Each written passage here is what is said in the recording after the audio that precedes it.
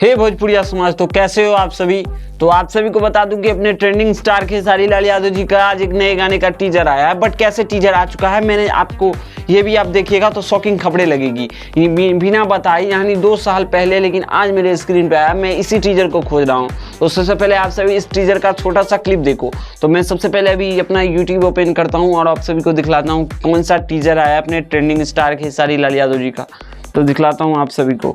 तो सबसे पहले आप सभी को करना क्या है दोस्तों, कि यहाँ पे देख सकते हो कि मैं यहाँ पे YouTube ओपन किया और यहाँ पे देखो एक चैनल से आया है टीजर। अब बट ये टीजर को 2 साल पहले ही रिलीज़ किया गया था अनलिस्ट करके, आज पब्लिश हो चुका है। जिस टीजर का मतलब टाइटल है रूपा जॉन का टीजर है। तो पहले इस टीजर को देखो आप सभी।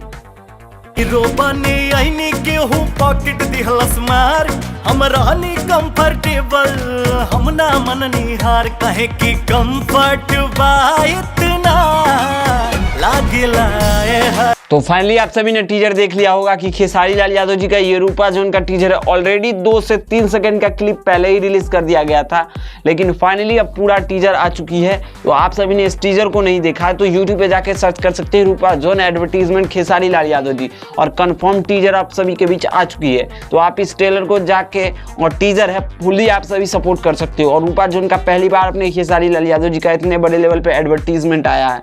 बाकी मिलते हैं आप सभी से नए वीडियो के साथ। जय हिंद, वंदे मातरम।